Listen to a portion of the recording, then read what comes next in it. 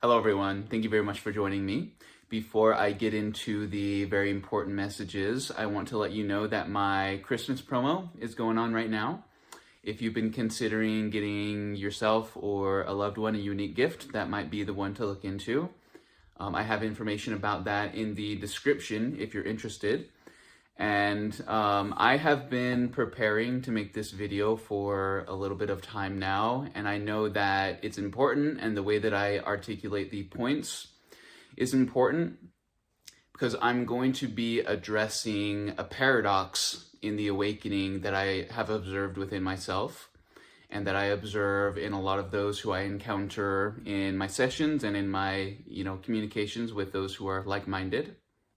And this is an important topic because a lot of you who have been guided in my videos are purely in the application phase of your awakening, meaning that you've been healing yourself, you've been triggering all kinds of remembrances within your field, you're starting to get familiar with the way that things work. How are you implementing these tools you've acquired? Are you using the right tool for the right situation and circumstance? Are you putting the knowledge that you've acquired along the way to work for yourself and to work for the other souls that you're here with to support? So a very important thing to talk about. And I'm going to start here. So you and I, as human beings in this experience in duality, we, a lot of times in the awakening especially, feel like we are at the mercy of circumstance. So what we will do is we will wake up in the morning, we'll observe the world around us. Maybe it's not ideally what we would be looking to experience or looking to move into. So what we do is we say, "Dear Spirit, here I am again, another day at the mercy of your circumstance. Dear Spirit, I have to go do this today. Wouldn't you rather I did this? Dear Spirit, don't you want me to be happy? Dear Spirit, don't you want this abundance for me? What if I told you that your circumstances are completely and entirely your own, chosen by you? And what if I told you that Spirit does not mind your circumstance? They don't mind if you're poor. They don't mind if you're rich. They don't mind if you're sad. They don't mind if you're happy." And that can sometimes be a hard thing to hear, or a funny thing to hear, or even like a cold, unloving, unforgiving thing to hear. But from the perspective of the guides, you're in complete control. You're a soul who is in this dimensional space implementing a strategy so that they can acquire information, knowledge, and awareness that they're here for individually, and so that they can accomplish the work that they're here to do collectively. What is asked of you is to remember. What is asked of you is to remember the power of your intention. What is asked of you is to remember how to still the linear parts and have them contribute to the spiritual parts. What is asked of you is that you remember how to utilize and how to work within universal law. What is asked of you is that you learn how to navigate and to cultivate energy and frequency from the quantum field that are going to allow you compatibility for the direction that you want to go. Many of you are feeling at the mercy of circumstance, not understanding that it is your agency and it is your free will that are in the forefront of your being here. And it is those things that you are asked to work with and move within and understand how to utilize to be able to tailor this experience in the way that you intended to. Sometimes the coals under your feet are going to get hotter and hotter and hotter until you remember how to jump. When I went into the Akashic Records recently, I asked the Akashic Records to show me what it thought of me. And what I was presented with was a leaf in the wind. So this is a visualization that's very simple, has a profound, complex meaning that's multi-layered. This is a visualization that in previous versions of myself would probably have been frustrated with the simplicity. You got to tell me more than that. That's cool, that's storybook, that's fun to see, but how does that work for me and motivate me and help me move forward with purpose and clarity like I'm meaning to? Well, if I was a leaf and I was at the mercy of circumstance, I would fall from the tree and I would tumble to the ground, and I would do so in a manner that was not necessarily entirely graceful. If I was a leaf who was falling from the tree, who woke up and had remembrance, I would understand that I was not at the mercy of the current. I would simply remember how to glide, how to move my vantage point, how to travel distances, how to use the current for my objectives as a soul. What am I here to observe? What do I want to investigate? Where do I want to go, and what do I want to do?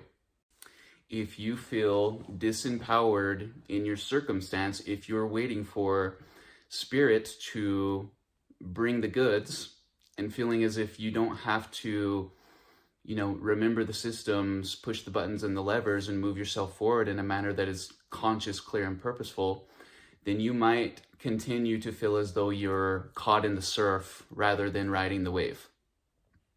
What is asked of you is to wake up to remember the way that things work, and to shift to having the wind at your back rather than constantly trying to run into it. And some of you are feeling as though you're old souls. We've done so much. Why should we continue? Why should we, if we've established so much learning and experience getting to this point in time, why do the lessons continue? Why do I continue to find the lower planes of experience with the intention of going to the higher ones because of it, if I've already been there and if I've already done that? Sometimes when we are waking up and we start to learn about cosmic selves and past lives and future potentials and, kind of entanglement with everything, we lose sight of the work. We lose sight of the individual. We think that this individual is going to come and go, and that the eternal pieces and parts of me will move forward, and that is true. But we want to remind you that your inheritance for coming to a place like this is that your physicality is immortalized quantumly forever. Yes, you have all of these past lives, you have all of these future selves, you have all of these cosmic selves. Every single one of them is an individual within a collective known as you. And what that means is their experience is theirs, their experience is yours, but their experience is theirs in that they're in resonance where they are, they're in resonance with who they are in resonance with experiences through space and times from their respected systems that have formulated for them the way that they see things, their actions and their motivations and their behaviors. The point of you being in this physical form right now, with the way that you see things and the way that you are kind of working your way through matter and space, is this is the version of you that will merge into the quantum state and will then give you access to a state of being and a point of view that your other expressions of self just do not have access to. So what does that tell us? The work is important. Your time in this physical self is fleeting. Are you doing your diligence? Are you building from the foundation that you've created previously, establishing what is new as much as you are remembering and utilizing what has taken place before?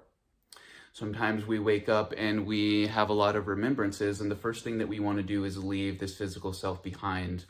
We want to be in the past, we want to be in the future, we want to transcend, the matter in limitation that is kind of, keeping us locked in this place. But I do want to remind you that this version of you right now that you're creating is for a purpose, and it is going to be around quantumly forever, just as everything else within creation is when it's born into it. So what does it mean to be in the application phase?